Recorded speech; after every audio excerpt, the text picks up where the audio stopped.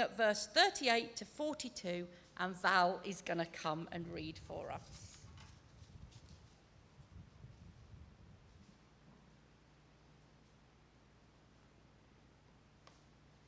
You have heard that it was said, eye for eye and tooth for tooth. But I tell you, do not resist an evil person. If someone strikes you on the right cheek, turn to him the other also. And if someone wants to take your tunic, let him have your cloak as well. If someone forces you to go 1 mile, go with him 2 miles. Give to the one who asks you, and do not turn away from the one who wants to borrow from you.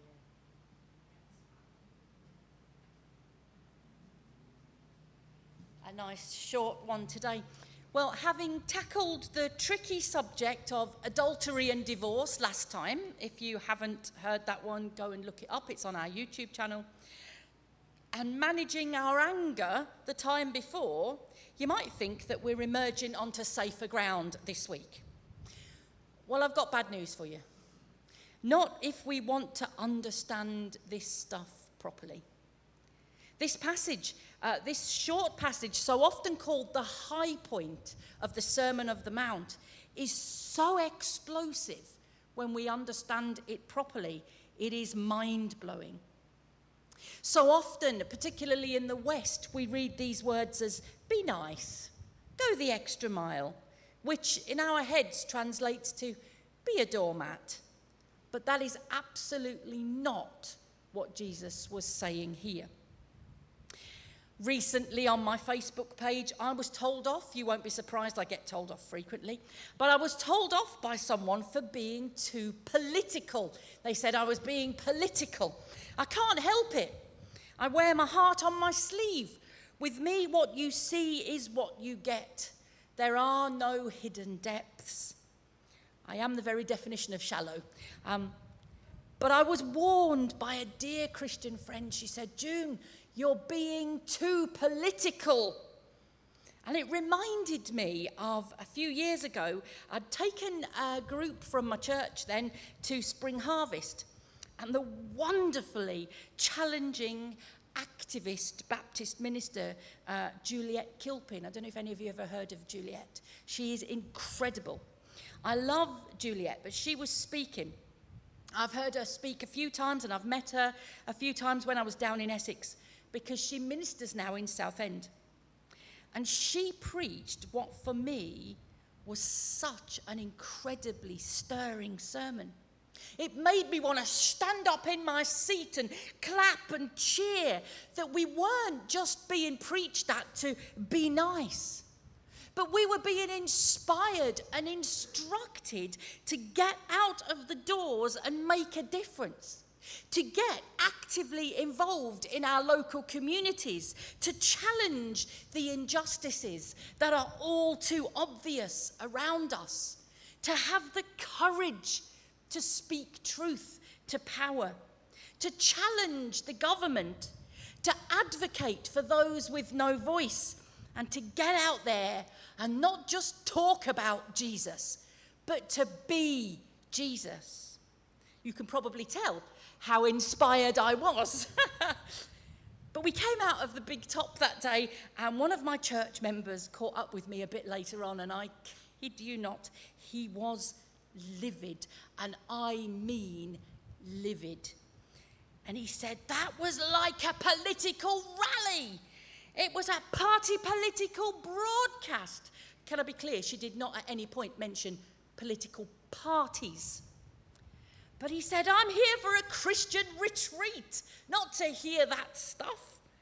And he argued, or he tried to argue with me, that Jesus was not a political figure. I nearly spat my cup of tea out right there and then. Jesus is the most political figure that has ever walked the earth. Because if you think Jesus wasn't political, you have massively misunderstood the whole of the Sermon on the Mount, and quite possibly most of the Bible. Jesus actively spoke out against the status quo. He challenged those who held the reins of power. He spoke up for the poor, the marginalized. He brought women, sinners, outsiders into his closest band of friends, alongside tax collectors, colluders with Rome, and zealots. Jesus didn't go round telling people to be nice. You don't get crucified for preaching, be nice. You get crucified for preaching political rebellion. And even his disciples thought that Jesus' mission was a political one against Rome. Even right at the end of his earthly life, his disciples came up to him, do you remember? And they were like, okay, Jesus, is it now? Is it now? Is it now that you're going to overthrow Rome? They still didn't get that they were thinking too small, that Jesus was bringing revolution, but not just against Rome, but against all the powers and the principalities and the forces of darkness and evil. Jesus was speaking at a time that was in many ways relatable to our own times. Tom Wright, my favourite Christian author, my favourite theologian, says this about being a Jew at the time of Jesus. He says, not only has Israel in Jesus' day got many enemies, pagan nations who have overrun the land and made the people subject to harsh rules and taxes, there are just as many dangers within. As movements of national resistance spring up, fueled by the anger at the increasing injustice and wickedness. And within that again, the divisions within Jewish society are becoming more and more marked, with a few becoming very rich and the majority being poor, some very poor. And this passage today that Jesus is speaking would have been politically explosive. I can imagine the first listeners on their mountain that day, and they're listening, and as he said each sentence, I can imagine them looking at each other and going, what? Did he really just say that? There would have been looks of incredulity. You know when you write it, you can't say it. There would have been looks of incredulity and outrage. There would have been sharp intakes of breath. There would have been stunned silence. And there would have been a sense of rising hope as people realised how subversive and how incredible this message was. So Jesus begins this passage with a phrase that we should be getting used to by now. You have heard it said, but I tell you. And Jesus is quoting one of the earliest parts of the law called the Lex Talionis in Latin, more commonly known as the tit for tat law. Tit for tat. The original idea of the tit for tat law was that the punishment should fit the crime. It should be proportionate. If someone knocks out your tooth, well, you go and knock out their tooth. It's old-fashioned playground law, isn't it? You know, I can remember my parents saying to me when I went to school, well, if someone hits you, you hit them back. You know, tit for tat, an eye for eye, a tooth for a tooth, a blow for a blow. And the original idea of this tit for tat law is that it was supposed to stop the escalation of violence into blood feuds, particularly when tribes would then end up warring against each other. I mean, we're seeing it play out on our TV screens right now, haven't we? But we see it in the playground. We see it at the heart of gang warfare. You know, one calls the other a name, so he goes and thumps him. So he goes and gets his mates to come back and thump him. So he gets his whole gang to come and thump him. So he gets a knife. So he gets a gun. And so it goes on until we end up with a president going out with a bomb.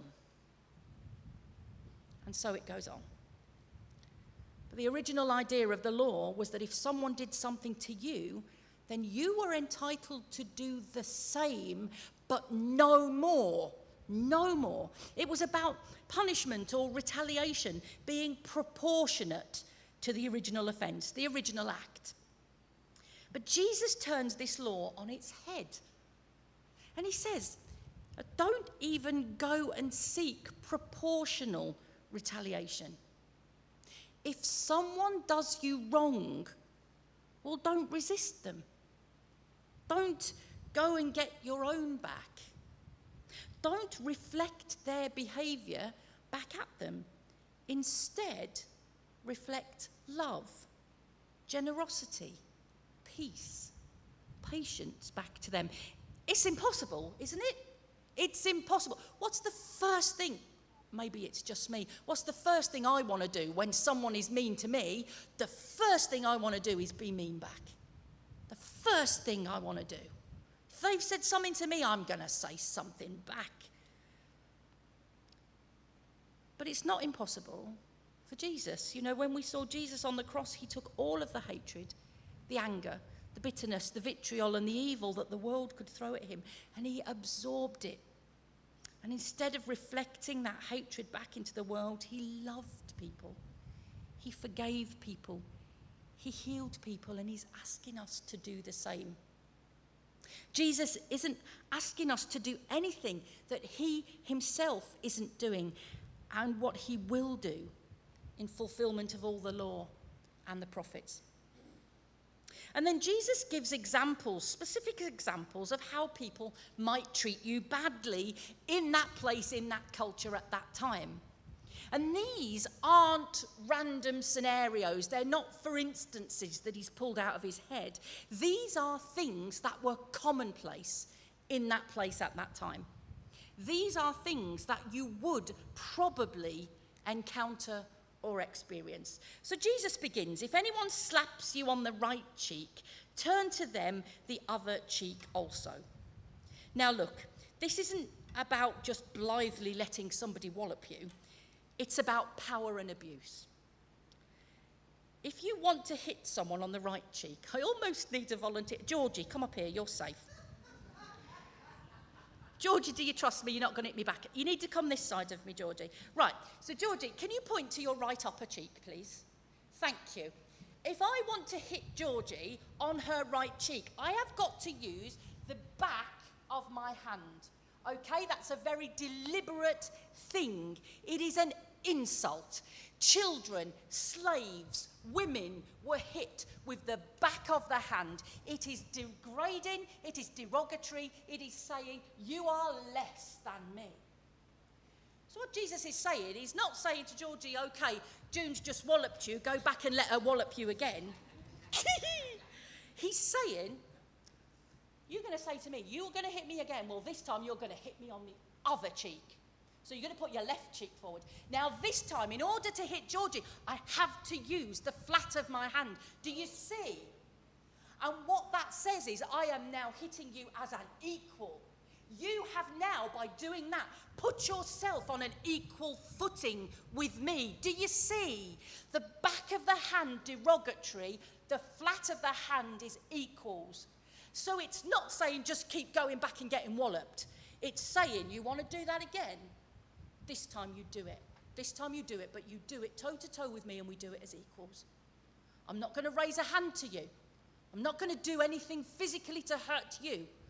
But you are going to make a choice now how you are going to hit me back again. Thanks, Georgie, darling. Do you see? Do you understand? Do you see how incredible this is? Now, important side note, I say this often, but I need to say it as often as I can because some people need to hear this stuff a lot before they give themselves permission to do anything about it. Church, if you are in a relationship with someone, or if you are married to someone who hits you, or who has ever hit you, then you leave. This is not Jesus telling you to absorb it and to stay in a position where it can keep happening. There is a huge difference between not retaliating and allowing someone to continue doing it. You get that, don't you, church? You get that. Jesus isn't saying if someone hits you on the right cheek, well, you just keep going back and letting yourself get walloped again and again and again. But he is saying, you know, when someone insults you, when they demean you, when they talk about you, when they rubbish you, when they hurt you, when they put you down, when they hit you with the back of their hand, when they make you feel less than, then don't retaliate. Don't seek revenge. Don't give them what for or get your own back. Because that not only lessens you and lowers you, it feeds the hate and the anger and the violence rather than overcoming it and putting an end to it. One of the great heroes of the faith who really understood this teaching was Martin Luther King, a great Christian man of integrity and huge faith. And he said this: "The ultimate weakness of violence is that it is a descending spiral, begetting the very thing it seeks to destroy. Instead of diminishing evil, it multiplies it. Through violence, you may murder the liar, but you cannot murder the lie, nor establish the truth. Through violence, you may murder the hater, but you do not murder hate. In fact, violence merely increases hate. So it goes. Returning violence for violence multiplies violence, adding deeper darkness to a night already devoid of stars." He said, darkness cannot drive out darkness. Only light can do that. Hate cannot drive out hate. Only love can do that. And Martin Luther King, he knew what he was talking about. At his funeral, it was said about him, "If any man knew the meaning of suffering, King knew.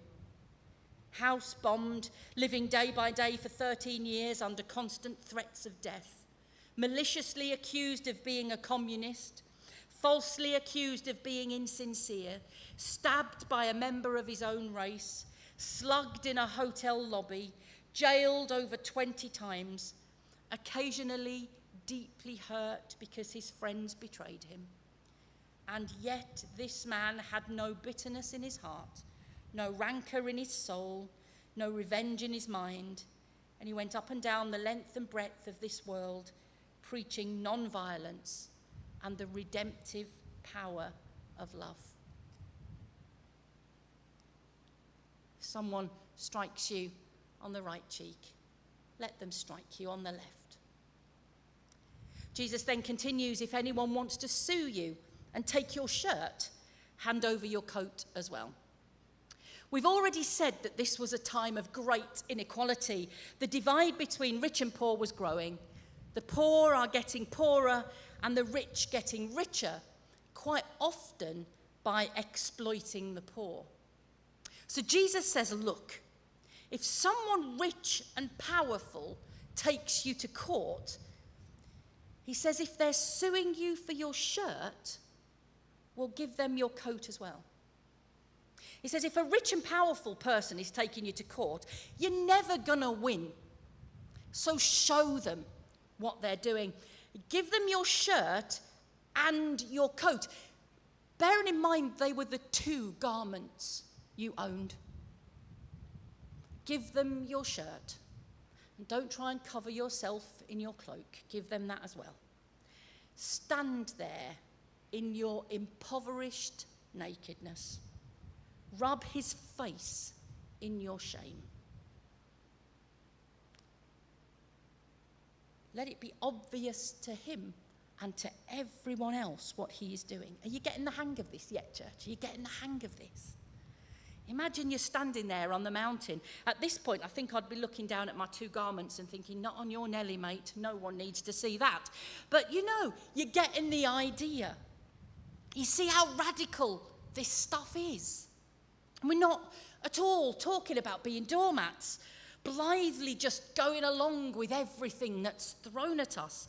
This is about following the example of Jesus, knowing that evil has already been defeated and that ultimately, no matter what happens, Jesus has won the victory. And through him, so have we. We don't have to fight for anything or prove anything. We just have to follow Jesus' example and put his words into action. This is the real nuts and bolts of living distinctively. Look at Jesus' life and follow his example. Live out love, grace, peace, patience, mercy, forgiveness. This is really where the rubber hits the road, but my goodness, doesn't it go against our human nature? I am very aware that I am writing this stuff and reading this stuff and preaching this stuff, very aware that I am not fully living this stuff. It's so hard. I have a lot to learn when it comes to this passage. It is so challenging. But Jesus carries on again. It's like, who was that comedian in the 80s? You know, come here, there's more. Who was it? Oh gosh, am I the only one that's really old? Jimmy Cricket! Thank you. I thought I'd had to. You know when you think, did I dream it? Was it not real? No, he was real, wasn't he? Yeah. Jesus says, come here, there's more. He says, if anyone forces you to go 1 mile, go with them 2 miles. I love this stuff. I was writing this week, thinking of all of the sayings that we use. You know, if someone's a greedy or a ruthless person, we say they'd have the shirt off your back. And if someone goes above and beyond, we say, oh, they go the extra mile. But that's not kind of exactly what it originally meant. Okay, so we know that Rome were in power.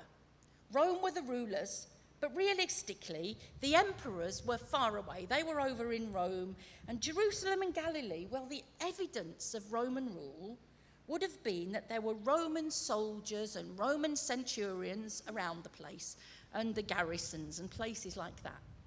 And then other evidence would be that your taxes were being paid to Rome. But the visual reminder that you were not master of your own land was that every time you left your front door, you would see Roman soldiers around the place. Now, Rome pretty much liked everyone to live in peace. The Pax Romanis is a great big thing, really famous thing. But just so that you didn't get above yourself, just to remind you of who was in charge in your land, well, that Roman soldier standing on the corner of your street could ask you to carry his pack. And you couldn't refuse. You had no choice. It doesn't matter if you're heading off that way to go to a birthday party and he wants you to go that way. It doesn't matter if you're going to see your mum because she's really sick and he wants you to go that way. You have no choice. You have to carry that pack for a mile or you could be thrown into prison. So, it was one of the real reasons that people wanted to overthrow the Romans. I mean, just imagine it for a minute.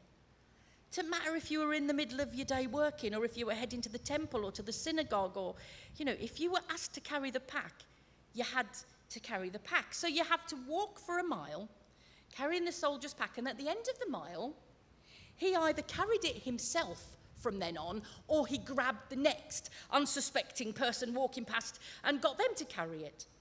Because even though the soldier could legally co-opt you to carry his pack, you could only be forced to carry it for 1 mile, okay? No further. In fact, if it was found out that the soldier made you carry it for more than a mile, he could get into big trouble.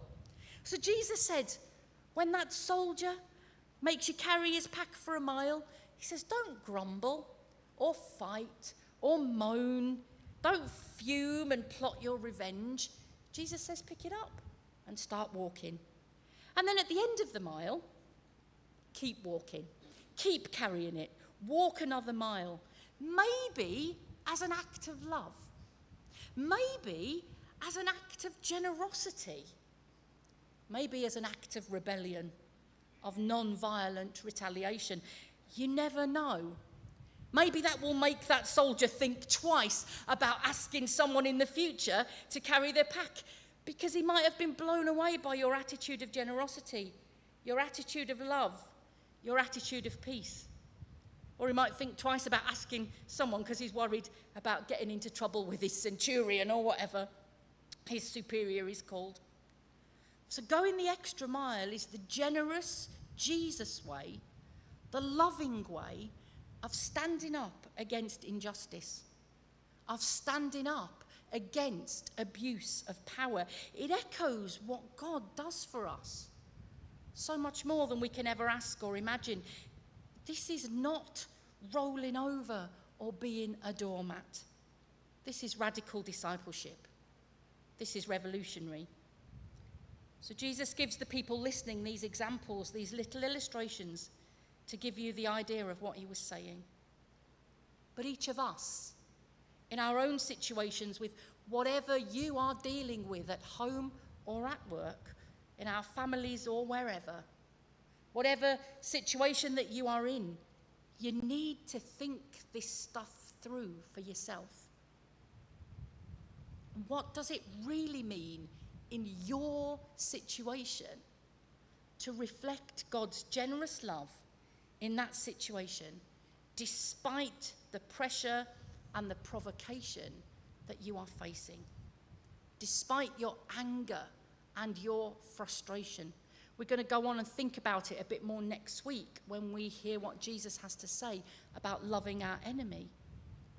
But we need to understand Jesus asks nothing of us that he hasn't done himself. Jesus, who absorbed all of the hatred, the anger, the bitterness, and every bit of evil that the world could throw at him. Isaiah chapter 50 verse 6 says this: I offered my back to those who beat me, my cheeks to those who pulled out my beard. I did not hide my face from mocking and spitting. And as Jesus travelled towards the cross, we saw this lived out. The Jewish police spat on him, blindfolded him, and hit him in the face. Then the Roman soldiers followed suit.